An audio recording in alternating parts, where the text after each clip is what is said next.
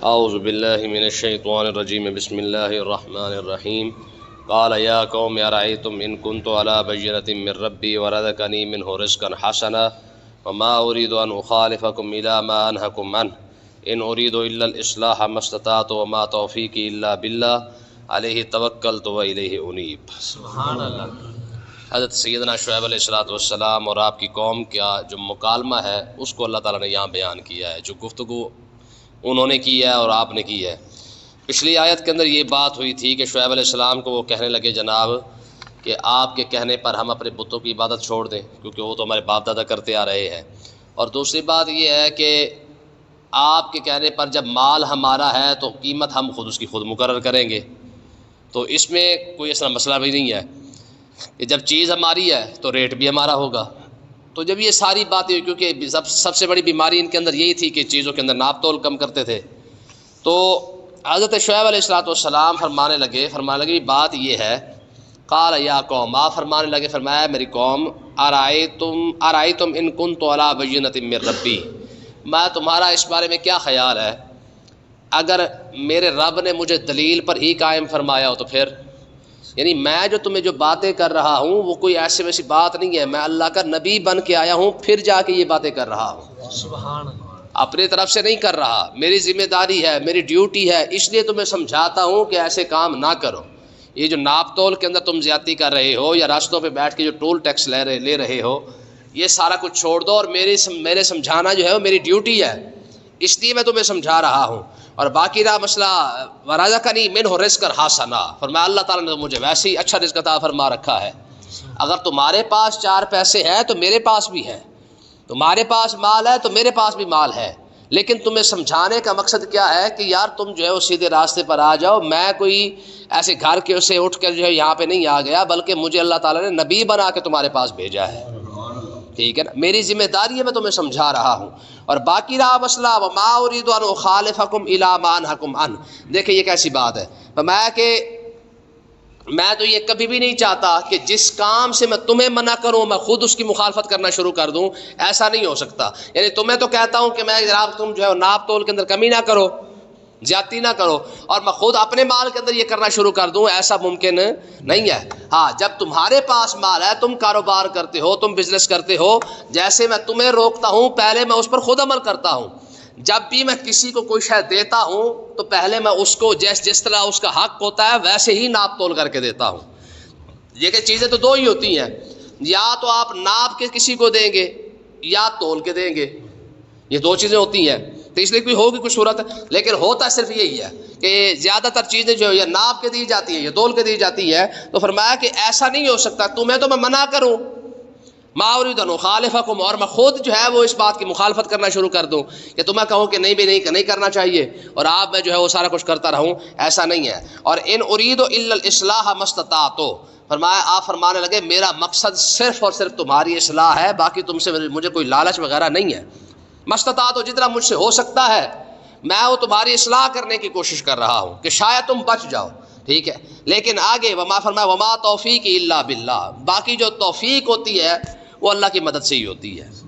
ٹھیک ہے جی، اگر کوئی سیدھے راستے پر آتا بھی ہے تو اللہ کے کرم سے ہی آتا ہے، اگر تمہیں میری بات سمجھ آ رہی ہے تو اچھی بات ہے، نہیں سمجھ آ رہی تو پھر تمہارا نصیب ہے، باقی ہدایت جو ہے نا وہ رب کے پاس ہے، جس پر رب کرم فرماتا ہے اسے ہدایت بھی عطا فرما دیتا ہے،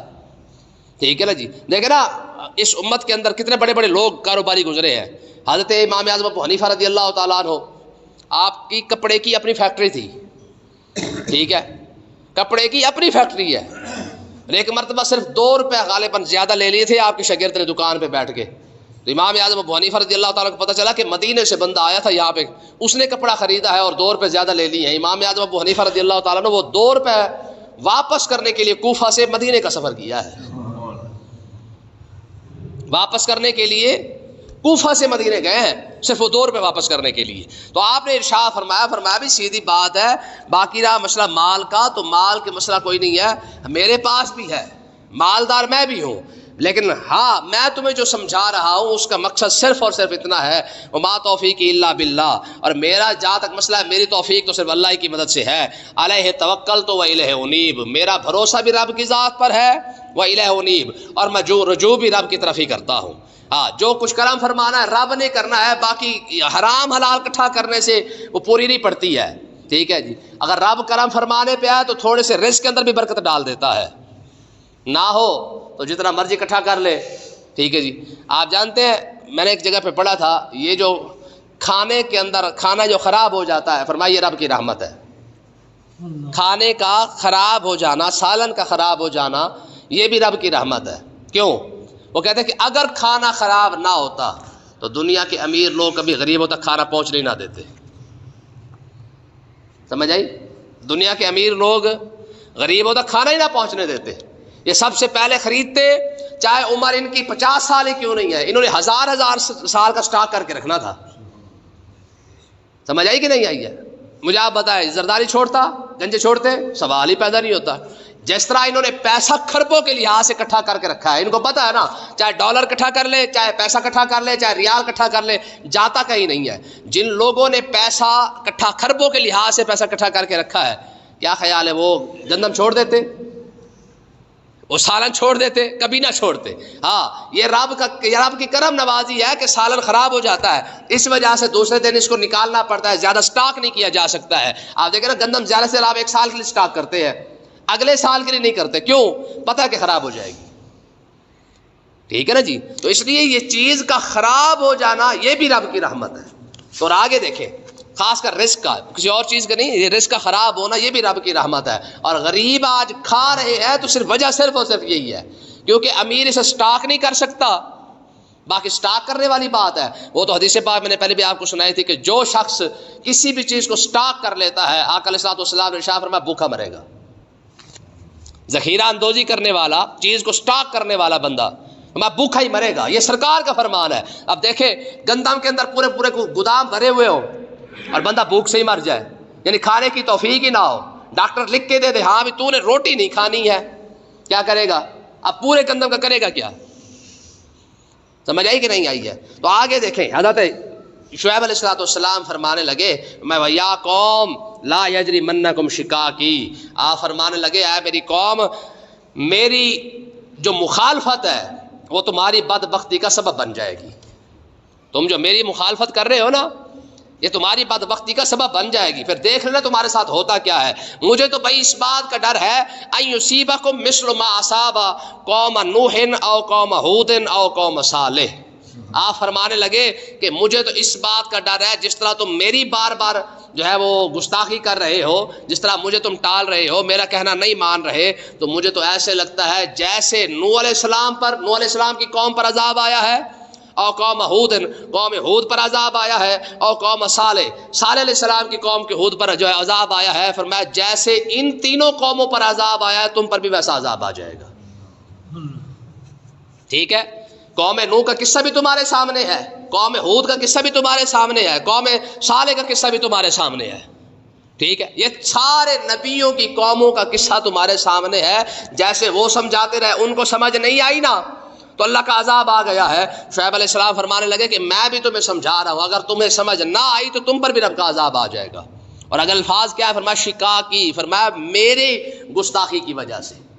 تو اللہ کا نبی اتنا بڑا ہوتا ہے، ٹھیک ہے، کہ رب کی دیکھیں نا جی، رب کی گستاخی، یہی سب سے بڑی رب کی گستاخی کیا ہے؟ کیونکہ بندہ رب کے ساتھ شریک ٹھہرا لے، ٹھیک ہے، اس سے بڑی تو گستاخی کوئی نہیں نا۔ لیکن اللہ تبارک و تعالیٰ نے اپنی گستاخی کی وجہ سے عذاب نہیں دیتا، رب جب بھی عذاب بھیجتا ہے اپنے نیک بندے کی گستاخی کی وجہ سے عذاب دیتا ہے۔ شیطان شروع سے علم الہی کے اندر یہ مردود تھا،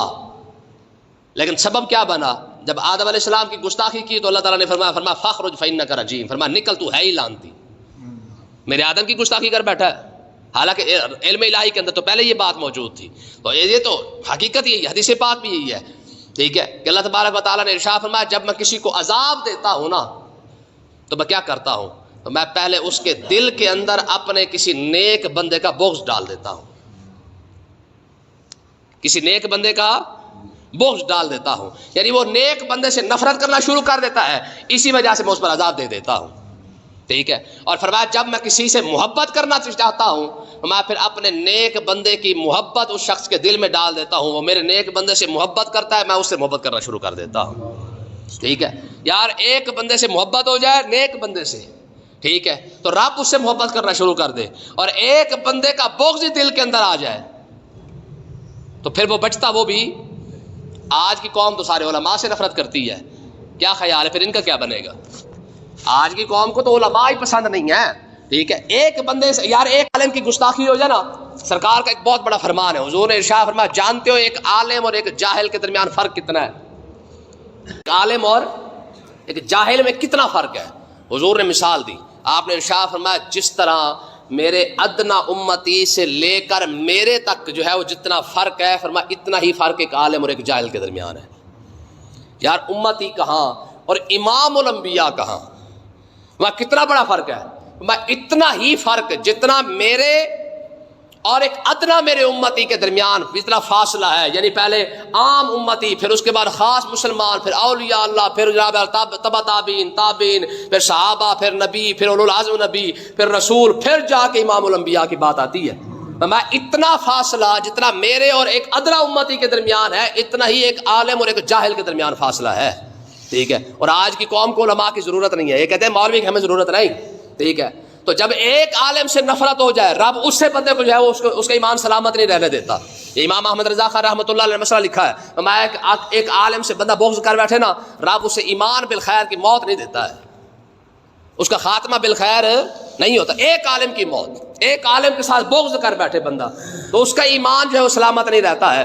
تو جو قوم ساری علماء سے نفرت کر کے بیٹھی ہو پھر، اور اگلے الفاظ دیکھیں، تڑی یہ ہے اس قوم کی، کہتے جی ہمیں مولویوں کی ضرورت ہے۔ میرا پتر مولوی کی ضرورت ہے، تیرے پیو کو بھی ہے، مولوی صاحب نہ ہوتے تو خیر سے اللہ کے فضل سے تیرا بھی نام کوئی اور ہی ہوتا،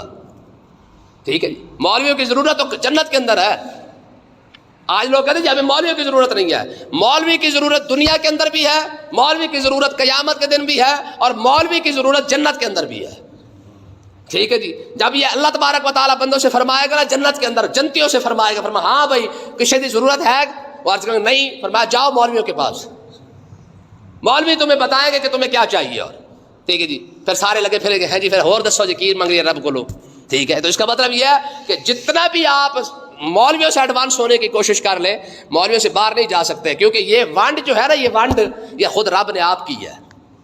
جس طرح اللہ تعالیٰ نے پوری امت کو نبیوں کا محتاج کیا ہے، اسی طرح ہر امتی کو نبی کے عالم کا محتاج کیا ہے، ٹھیک ہے۔ تو آگے کیا فرمایا؟ حضرت شعیب علیہ السلام فرمانے لگے کہ میری جو ہے نا گستاخی، مجھے تو ایسے لگتا ہے جیسے قوم نوح، ہود اور صالح پر عذاب آیا، تم پر بھی عذاب آ جائے گا، کیونکہ وہ بھی نبیوں کی گستاخ تھی، تم بھی نبی کے گستاخ ہو۔ اور اگلی بات کیا فرمائی؟ وما قوم لوط منکم ببعید، لوط علیہ السلام پر جو عذاب آیا ہے وہ عذاب تو تم سے دور بھی نہیں ہے، یہ تو کل کی بات ہے، ٹھیک ہے۔ لوط علیہ السلام کا جو قوم پر جو عذاب آیا ہے یہ تو کل کی بات ہے، پھر بھی تمہیں عقل موت نہیں ہے، پھر بھی تم اس بات کو نہیں سمجھ رہے کہ تمہارے سامنے نبی کھڑا ہے اور تم پھر بھی چبلے مارتے جا رہے ہو۔ میں لوط علیہ السلام کی قوم پر جو عذاب آیا ہے یہ کون سا تم سے دور ہے؟ چلو صالح علیہ السلام پہلے تھے، ہود علیہ السلام پہلے تھے، نوح علیہ السلام ذرا اور پہلے تھے، لوط علیہ السلام کی قوم تو تمہارے سامنے تھی،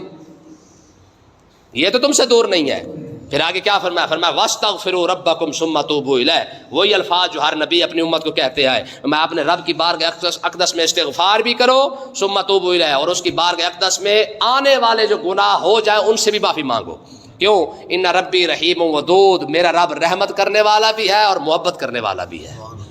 ٹھیک ہے۔ یہ سارا سمجھانے کے بعد قوم پھر سمجھی، ٹھیک ہے۔ ذرا قوم کا پھر جواب سنیں، کیونکہ یہ ساری گفتگو ہوتی جا رہی ہے۔ قوم کہنے لگی قالوا یا شعیب ما نفقہ کثیرا مما تقول، ساڑھے ورگی سی کہنے لگی یا شعیب، فرمایا کہنے لگی اے شعیب علیہ السلام ما نفقہ کثیرا مما تقول، ہمیں تو تیری باتیں سمجھ نہیں آتی ہیں، ہمیں ہیر وارث شاہ سنا، ہمیں سلطان باؤ سنا، ہمیں جناب لیلا مجنوں کا قصہ سنا، سسی پنو سنا، وہ بھی پورے شعر و شاعری کے اندر سنا، ٹھیک ہے، وہ تو سمجھ آتا ہے، تیری اگلا سمجھ۔ مجھے آپ بتائیں، ہیر وارث شاہ بڑی ڈونگی پنجابی ہے، ٹھیک ہے، آپ کوئی بھی شعر ہیر وارث شاہ کا سن لینا، اللہ ماشاء اللہ کسی کو سنتے سمجھ آ جائے، وغیرہ کسی کو سمجھ بھی نہیں آتا ہے، یعنی اتنی وہ گہری قسم کی جو ہے وہ پنجابی ہے۔ لیکن یہ قوم ہیر وارث شاہ کا شعر سن کے رو پڑتی ہے، سمجھ آتا ہے تو روتی ہے نا، ٹھیک ہے۔ لیکن قرآن سن کے کیونکہ اسے رونا نہیں آتا ہے، قرآن اسے سمجھ نہیں آتا، تو جیسے ان کو قرآن سمجھ نہیں آ رہا نا ہماری قوم کو، انہوں نے بھی یہی کہا تھا، انہوں نے کہا یا شعیب ما نفقہ کثیرا مما تقول، تہاڈیاں گلاں سانو سمجھ کیڑا الجبرا آپ نے فرمایا سی جڑا سمجھ نہیں سی آ رہا، یہی گل کی سی نا کہ گھٹ نہ تولو، ٹھیک ہے۔ اور یہی مسئلہ ہے، جب عالم بیان کرتا نا بھی شراب نہیں پینی، سود نہیں کھانا، ٹھگی نہیں مارنی، اللہ جان پتہ نہیں مولوی کیوں گلاں کرتا یار، ساروں تو سمجھ نہیں آ رہی مولوی دی گلاں، ٹھیک ہے، جو جسے تمہیں سمجھ نہیں آ رہی ہیں اسی طرح قوم شعیب کو بھی سمجھ نہیں آتے، وہ بھی کہتے تھے سانوں نہیں تاڑیاں گلاں سمجھنے، حالانکہ آپ نے اتنا کہا ہے کہ اوف المکیال والمیزان، کہ گھٹ نہ تولو، بھی ناپ کے پورا دے دو، جتنا تول والی چیز ہے پوری تول کے دے دو، تو اگلے کی کہنے لگے سانو سمجھ ہے پاکستانی قوم والا حال کے نہیں ہے،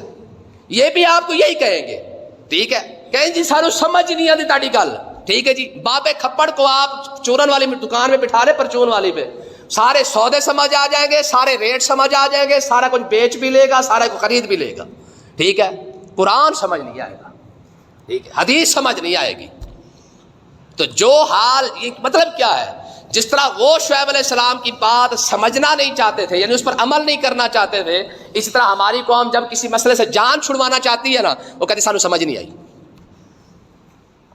ٹھیک ہے، ہاں انہوں نے مطلب کی گل کر، انہوں نے آخو نا بھی میلہ جائز ہے، بابے دے عرس تے ٹھمکے مارنا جائز ہے، سارے سمجھ آ جائے گی، بابے دے عرس تے جاؤ، جا کے لنگر کھاؤ، جا کے دیگا وڈو، چادر لے کے جاؤ، نچتے ٹپتے جاؤ، ڈھول ڈمکا لے جاؤ، سارا سمجھ آ جائے گا۔ جب انہیں کہنا کہ بابے کے عرس پہ وضو کر کے جاؤ، جا کے قرآن پڑھ کر، سانو تو سمجھ کوئی نہیں آئی، ایڈی چلاک قوم ہے، ٹھیک ہے، تو تم سے زیادہ چلاک وہ تھے، اگر ٹھمکے والی بات سمجھ آ رہی ہے کہ بابے کے دربار پہ جا کے ٹھمکے مارنے ہیں، یہ سمجھ نہیں آ رہا کہ بابے کے دربار پہ جا کے قرآن پڑھنا ہے، بابے کی کل خانی پہ 5 دیگے چڑھانے والی بات سمجھ آ رہی ہے، زندہ بابے کی خدمت کرتا ہوں سمجھ نہیں آ رہی، جس کے بارے میں قرآن کہہ رہا ہے وہ بالوالدین احسانا، اور اس ابے امے نے تجھ پر احسان کیا، اس کو بھی ذرا تھوڑے سے فروٹ کھلا دیا کر، ٹھیک ہے۔ قرآن مجید نے بڑی واضح الفاظ فرمایا وَقَضَىٰ رَبُّكَ أَلَّا تَعْبُدُوا إِلَّا إِيَّاهُ وَبِالْوَالِدَيْنِ إِحْسَانًا، فرمایا رب کی عبادت کے بعد سب سے بڑا احسان تجھ پر تیرے والدین کا ہے، ٹھیک ہے۔ ابے کے مرنے پر کل خانی سمجھ آتی ہے، ابے کے جیتے ہوئے 2 فروٹ سمجھ میں نہیں آتے ہیں، ٹھیک ہے۔ بہنوں کو عیدی دینا سمجھ میں آتا ہے، بہنوں کو وراثت دینا سمجھ میں نہیں آتا ہے، بچوں کو جہیز دینا سمجھ میں آتا ہے، بچوں کو ترکہ دینا سمجھ میں نہیں آتا ہے، یہ سارے مسئلے ہیں کہ نہیں ہیں، ٹھیک ہے نا جی۔ جہیز دینا سمجھ آیا ہے، حالانکہ جہیز تو شریعت بھی اجازت نہیں دے رہی ہے، جہیز کی اجازت تو شریعت بھی نہیں دے رہی ہے، لیکن وہ سمجھ میں آ گیا ہے، ٹھیک ہے۔ 8 دن کنجر خانہ کر کے شادی کرنا سمجھ میں آتا ہے، سادہ سادہ نکاح سمجھ میں نہیں آتا، ٹھیک ہے۔ اصالہ ثواب کرنا سمجھ میں نہیں آتا ہے، چلیسوا کرنا سمجھ میں آتا ہے، ویدے کا چاڑ کے، میلاد النبی کے موقع پر ذکر اذکار کرنا سمجھ میں نہیں آتا، ہاں پہاڑیاں بنانا سمجھ میں آتا ہے، ٹھیک ہے جی۔ کیا مطلب ہے، جو قوم ہر غلط کام اسے سمجھ میں آ جائے گا، جو شریعت کے خلاف ہوگا وہ سمجھ میں آ جائے گا، لیکن جو شریعت کے مطابق ہوگا وہ قوم کو سمجھ میں نہیں آئے گا۔ اور یہی قوم شعیب علیہ السلام کا یہی حال، آپ نے 2 لفظ ہی کہے نا یار، کوئی تیسری بات تو نہیں کی، صرف 2 لفظ کہے، کیا کہ بھائی ایک تو رب کی عبادت کرو، دوسرا ناپ تول سیدھا کر لو، اپنی ترکڑی سیدھی کر لو، کسی کو گھاٹا وعدہ تول کے نہ دو۔ اتنی بات قوم کا جواب دیکھے کہتے جی ما نفقہ کثیرا مما تقول، سانو تاڑی گلا سمجھ کیونکہ گھاٹا جو ہے پورا تول کے دیتا تو پھر تو کام خراب ہے، ٹھیک ہے جی۔ پھر جب تول کے پورا دینا پڑتا ہے تو بات بھی سمجھ میں نہیں آ رہی، ہاں گھاٹا وعدہ سمجھ میں آ رہا ہے۔ اللہ پاک سمجھنے کی توفیق عطا فرمائے۔ کل یہ آیت پھر پڑھیں گے۔